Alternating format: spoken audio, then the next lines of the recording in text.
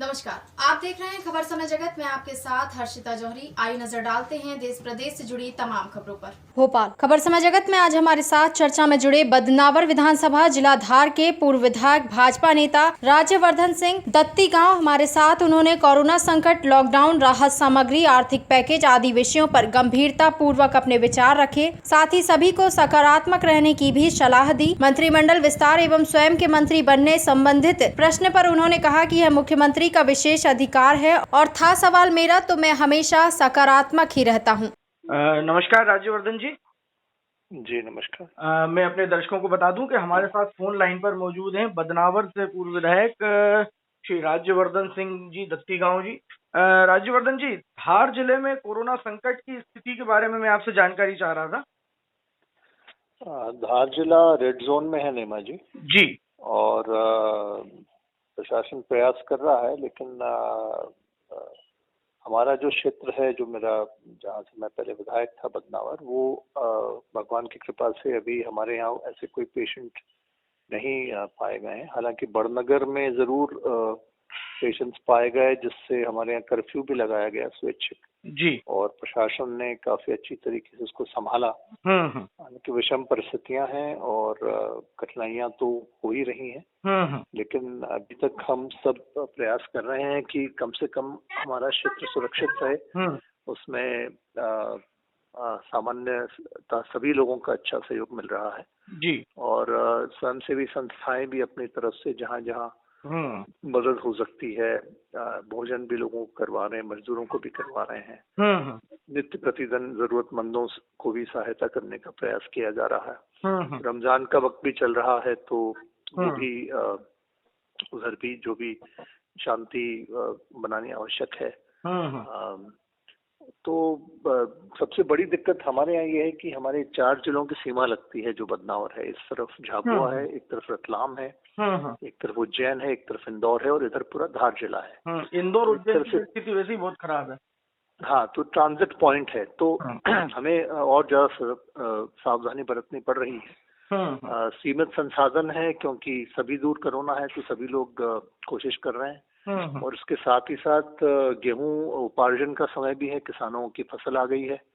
तो ये एक और बड़ी चुनौती है कि हमको 30 मई तक सभी किसानों का गेहूं भी लेना है। तो होता क्या है कि कभी कभी जैसे जनधन का या कोई पैसा बैंक में डला और एकदम से लोग उमड़ पड़ते हैं और बैंक में भीड़ हो जाती है, या कुछ समय तक जब किराने की दुकानें खुलती हैं वहां एकदम से भीड़ हो जाती है, या गेहूं उपार्जन केंद्र पे, क्योंकि एसएमएस लिमिटेड आते हैं रोज कई बार। तो ये एक चुनौती निरंतर बनी रहती है। हालांकि काफी प्रयास हो रहा है लोगों को समझाने का कि सोशल डिस्टेंसिंग मेंटेन करें। हम लोगों ने सैनिटाइजर और मास्क भी बंटवाए हैं। लेकिन मेरे ख्याल से यथार्थ तो यही है, विश्वव्यापी आप लोग मीडिया के माध्यम से हमको जानकारी मिल रही है। कोरोना मेरे ख्याल से एकदम से सब खत्म हो जाएगा, 17 के बाद हम बाहर निकलेंगे ठीक हो जाएगा, ऐसा तो मुझे नहीं लगता। लेकिन जैसा प्रधानमंत्री जी कह रहे थे और बाकी विशेषज्ञों ने भी कहा है कि हमें पोस्ट कोरोना वर्ल्ड, जो पोस्ट ये लॉकडाउन के बाद हमें हमारा मेरे ख्याल से पूरा जीवन ही एक तरीके से बदलेगा। हमें नित्य प्रतिदिन बहुत सारी सावधानियां रखनी पड़ेगी, हमें अपनी इम्यूनिटी बेटर करनी पड़ेगी, हमें तमाम तरह की बहुत सारी चीजें अपने नित्य दिनचर्या में जोड़नी पड़ेगी। इसमें लॉकडाउन में जो इसमें मैं आपको बीच में रोक रहा हूँ इस जगह पर, क्योंकि लॉकडाउन से संबंधित चर्चा मैं इसमें लाना चाह रहा था। लॉकडाउन के दौरान उत्पन्न जो कठिनाइयां आई हैं, खास तौर से मैं बात कर रहा हूँ छोटे मोटे दुकानदारों की, और जो संस्थान बंद पड़े हैं, तो इस वजह से उन संस्थान के कर्मचारियों को भी वेतन भी नहीं मिल पा रहा है, उन लोगों की समस्याओं की। इस तरीके से इन सारी परेशानियों से निपटने के लिए सरकार की तरफ से कोई इस तरह की कोई राहत पैकेज या कोई क्या बोलते हैं, कोई राहत योजना वगैरह नहीं आई इस वर्ग के लिए? देखिए, बहुत सारी चुनौतियां हैं और मैंने तो सभी से आग्रह किया है और निवेदन भी किया है कि ये जो चुनौती आई है, ये हमारे देश और समाज और गांव और शहर सब पे है। और मेरे ख्याल से इसको राजनीति से परे हटा के अगर हम ये देखें, सामान्यतः ये देखें कि जैसे आप एक मध्यम वर्गीय परिवार की बात कर रही हैं, छोटे दुकानदार की बात कर रहे हैं, एक मजदूर की बात कर रहे हैं, किसान की बात कर रहे हैं, किसी भी व्यक्ति जो अपनी जीविका चलाता है, उसी तरीके से सरकार का भी आमद आवक और जावक है, जो आप क्रेडिट और डेबिट होता है। तो स्वाभाविक तौर पे जब सब जगह असर पड़ा है तो सरकार पे भी असर पड़ा है। मतलब जो रेवेन्यू आता है वो नहीं आ रहा है और जो जाता है वो कहीं गुना ज्यादा जा रहा है। तो ये ओवरऑल, जैसे मुझे कल ही एक अतिथि शिक्षक संगठन से फोन आया, गुलवा गांव है हमारे धार के पास। तो वो कहने लगे कि साहब हमारी ये मांगे हैं, ऐसे ऐसे हैं। तो मैंने उनसे समझाने की कोशिश करी कि हाँ बिल्कुल आपकी मांगे हैं, लेकिन आज की तारीख में हमारी प्राथमिकता कहाँ चली गई? हमारी प्राथमिकता अंत्योदय पे चली गई, क्योंकि मजदूर वर्ग है जो भूखा मर रहा है, या जो बिल्कुल रोजगार खत्म है, जो मीलों दूर पैदल चल चल के आ रहा है, और तमाम कोशिश के बाद भी हम उसकी पूरी सहायता नहीं कर पा रहे हैं। अभी एक बड़ा दुर्घटना घटी जो रेल की पटरी पे आप सब लोगों ने बताया, अनायास उनकी मृत्यु हो गई। तो हाँ, मैं ये मानता हूँ कि जितना होना चाहिए उतना नहीं कर पा रहे हैं, क्योंकि सीमित साधन संसाधन है। फिर भी अभी 20 लाख करोड़ का पैकेज का की प्रधानमंत्री जी ने भी घोषणा करी है, वित्त मंत्री जी उसमें उसका डिटेल ब्रेकअप करके हमें बताएंगे कि कहाँ कहाँ कितना कितना किस किस को मिलेगा। तो मेरे ख्याल से पूरी तरीके से वो हम तभी समझ पाएंगे जब वो सब पूरी तरीके से उसको ब्रेक डाउन करके हम ये समझें कि कहाँ किस वर्ग को, किस समुदाय को, किस क्षेत्र को और किस मांग संख्या में कितना राहत का पैसा जाएगा। और फिर मध्य प्रदेश का बजट भी क्योंकि पूरी तरीके से भी आया नहीं है, सत्र पूरा हो नहीं पाया है, तो फिर वो नीचे जाके स्टेट उसमें राज्य कोशिश करेगा कि हम कहाँ किस वर्ग को कितनी राहत दे पाए, कितना हमारे पास में है, कितना कहाँ से और लाया जाए। कुछ विसंगतियां अभी इसमें ये हैं, जैसे जो संस्थान जो दुकानें बंद हैं, जो गोडाउन बंद हैं, वहाँ के भी इलेक्ट्रिसिटी बिल आ रहे हैं। दूसरी बात, अभी मतलब मेरे पास तो कुछ ऐसी जानकारियां भी हैं, 2 कमरे का मकान है, 7,000 का बिल है जी। ये विसंगतियां जो आ रही हैं, तो ऐसे में ये आदमी की और कमर तोड़ने वाली विसंगतियां हैं। नहीं, मैं ये नहीं कहता कि सब कुछ परफेक्ट है और सब कुछ अच्छा चल रहा है और कहीं कुछ गलत या गड़बड़ नहीं है। आप कह रहे हैं, आपके पास तथ्य भी होंगे और आप सत्य भी कह रहे होंगे। इन सभी बातों को मुख्यमंत्री जी के संज्ञान में भी लाया जाएगा और लाया जा भी रहा है। और आने वाले समय में, जैसा मैंने आपसे भी निवेदन किया, प्रयास ये रहेगा कि जितनी भी विसंगतियां हैं या जो ये सिस्टम में जहाँ फॉल्ट्स हैं, जहाँ वैक्यूम्स हैं, जहाँ गैप्स हैं, उनको हमें बैठ के दूर करना पड़ेगा। अब दिक्कत सबसे बड़ी है कि जैसे मैंने आपको गेहूं उपार्जन भी बताया, क्या हो रहा है, कहीं बारदान कम हो गए, कहीं हम माल नहीं मिल रहे हैं, कहीं गाड़ियां ट्रांसपोर्टेशन टाइम पे नहीं पहुंच पा रहा है कहीं। तो ये तमाम तरह की दिक्कतें आ रही हैं।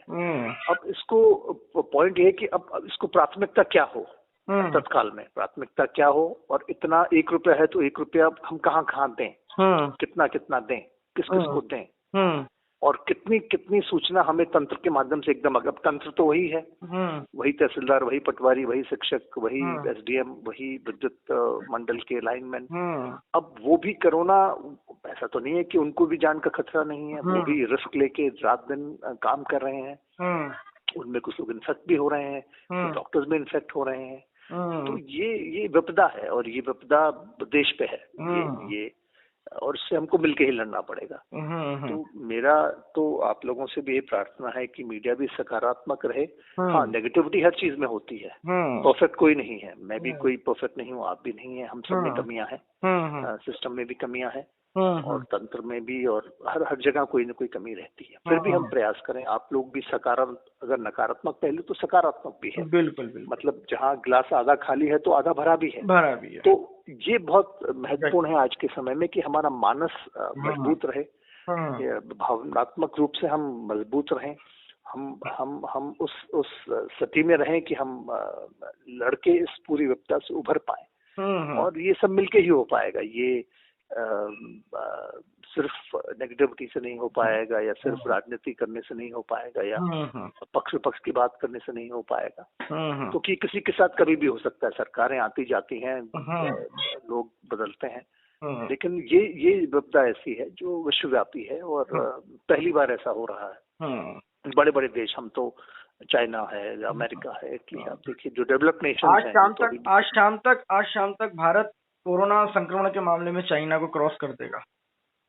हाँ, तो अब वो आबादी का भी तो पहलू है ना नेमा जी। अब हमारी आबादी, हम चाइना के वर्ल्ड में सबसे ज्यादा पॉपुलेशन के दो देश हैं, चाइना और भारत। चाइना और इंडिया, बिल्कुल। भारत और चाइना की अर्थव्यवस्था हमारे से ज्यादा मजबूत है, इसमें कोई दो राय नहीं है। उनका मैन्युफैक्चरिंग सेक्टर हमारे से बहुत ज्यादा मजबूत है, इसमें कोई दो राय नहीं है। तो ये टॉप 2 सुपर पावर्स हैं दुनिया के। एक जमाने में रशिया हुआ करता था, लेकिन आज अमेरिका और चाइना बराबर हैं और कम्पीट कर रहे हैं। तो हमारी चुनौती बहुत बड़ी है। हमारी चुनौती बड़ी इसलिए भी है कि हमारा शिक्षा का स्तर या जो ग्रामीण लेवल पे जो अवेयरनेस होनी चाहिए। अब आज गरीब मजदूर से अगर आप कोरोना की बात करते तो वो कहता है जब कोरोना से तो जब मरेंगे तब मरेंगे, मर जाए। सही बात। तो उसकी तो तत्कालिक उसको ये है कि भाई आज मैं अपना पेट कैसे भरूं, मैं 2 वक्त की रोटी कहाँ से लाऊं। उसको चिंता नहीं है। वो तो कहाँ खाना मिल रहा हो तो खड़ा दौड़ के मास्क सैनिटाइजर छोड़ के तो खड़ा हो जाएगा खाना लेने के लिए। तो ये बहुत सारी बातें हैं, मतलब एक बात नहीं है। और फिर भी मैं प्रशंसा करूंगा जो लोग लड़ रहे हैं, चाहे पुलिस के जवान हो, चाहे डॉक्टर्स हो, चाहे हमारी आशा की कार्यकर्ता हो, ये बहुत ही मेरे ख्याल से हिम्मत का काम कर रहे हैं। हम और आप तो फिर भी थोड़े पीछे हट जाते हैं इस मामले में कि हम थोड़े जो ज्यादा शिक्षित ज्यादा पढ़ लिख लेता है, मेरे ख्याल से वो कई बार ज्यादा कॉशियस हो जाता है। मैं ये नहीं कह रहा हूँ कि उसमें कुछ खराबी, लेकिन ऐसा ये मानव स्वभाव है, ये साइकोलॉजिकल एक पॉइंट है। नहीं, आपने बहुत विस्तार से सारी चीजों को समझाया है। बहुत ही सार्थक और सार गर्भित चर्चा आपके साथ हुई। एक अंतिम सवाल छोटा सा करूंगा और छोटा सा जवाब चाहूंगा उसका। जी। मंत्रिमंडल विस्तार की सुगबुगाहट चल रही थी अभी कुछ दिनों से, सुनने में आ रहा है। जी। तो क्या इस बार बदनावर विधानसभा को मंत्रिमंडल में स्थान मिलने के योग्य है? ये तो मुख्यमंत्री जी तय करेंगे और संगठन तय करेगा। और मेरे ख्याल से लॉकडाउन का ही सब लोग इंतजार कर रहे हैं। लॉकडाउन एक बार समाप्त हो जाए, लॉकडाउन के पश्चात ही जो भी होगा वो संभव होगा। और मेरे ख्याल से जैसा मैंने कहा, सकारात्मक रहना चाहिए और मैं पॉजिटिव ही रहना चाहता हूँ। और मुझे उम्मीद है कि सब अच्छा होगा और ईश्वर की कृपा सब पे रहेगी। न सिर्फ बदनावर पे बल्कि पूरे प्रदेश पे हम कोरोना संकट से लड़ेंगे भी, जीतेंगे भी, उभरेंगे भी, आगे भी बढ़ेंगे और सभी का कल्याण होगा। बहुत बहुत धन्यवाद राज्यवर्धन जी, हमें समय देने के लिए, हमसे चर्चा करने के लिए बहुत बहुत धन्यवाद। धन्यवाद नेमा जी, बहुत बहुत धन्यवाद। Thank you. खबर समय जगत के लिए भोपाल से संदेश नेमा की रिपोर्ट। देश प्रदेश से जुड़ी तमाम खबरों से रूबरू रहने के लिए देखते रहिए खबर समय जगत।